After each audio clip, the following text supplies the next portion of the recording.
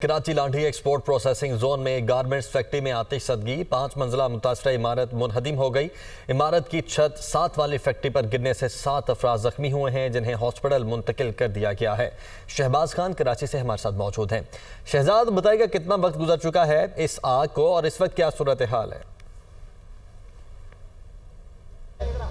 जी बिल्कुल, इस आग को लगे हुए 4.5 घंटे से ज़ायद हो गया है। लांढी एक्सपोर्ट प्रोसेसिंग जोन है जहां पर कायम एक पुराने कपड़ों की फैक्ट्री थी जिसको प्रोसेस किया जाता था पुराने कपड़ों को।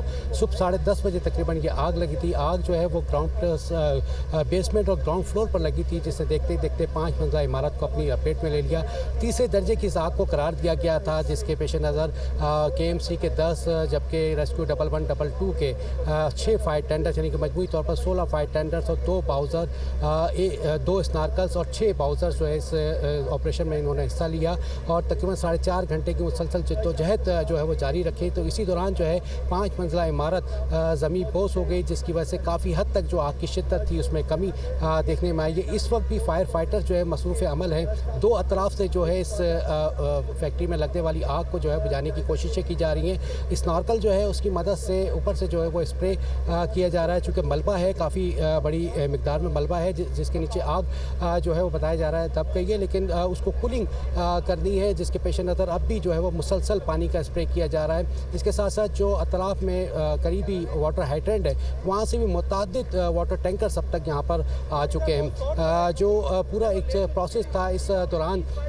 7 अफराद जो है वो ज़ख्मी हुए हैं। मुतासरा इमारत की जब छत बराबर वाली फैक्ट्री भी गिरी है तो उसके नीचे एक कुछ मजदूर काम कर रहे थे, जिसके नतीजे में 7 अफराद जो हैं वो ज़ख्मी हुए हैं, जिन्हें अस्पताल मुंतकिल किया, जिसमें से एक की हालत जो है वो तशवीशनाक बताई जाती है। इस वक्त फायर ब्रिगेड हुकाम का कहना है कि सूरत हाल जो है वो काबू में है और कोशिश की जा रही है कि जल्द से जल्द जो बची कुची आग है उस पर भी जो है वो काबू पा लिया जाए। उसमें मजीद जो है वो 1 से 1.5 घंटा बताया जा रहा है फायर ब्रिगेड हुकाम की जानब से कि दरकार है, जिसके बाद मुकम्मल तौर पर कूलिंग का अमल शुरू किया जाएगा और आग लगने की वजूहात जानने के हवाले से भी जो है वो तहकीकात की जाएंगी। जो इस पूरे रेस्क्यू ऑपरेशन में सबसे ज़्यादा दुश्वारी का सामना करना पड़ा, वो यहाँ पे जो अतराफ में फैक्ट्री के जो मुलाजमीन थे वो बड़ी तादाद में यहाँ पर जमा हो गए थे, जिसकी वजह से रेस्क्यू ऑपरेशन में काफ़ी हद तक जो है वो खलल पैदा हुआ और पुलिस और रेंजर्स की मुश्किलात का सामना भी करना पड़ा। बहुत शुक्रिया आपका। अतराफ में मौजूद लोगों को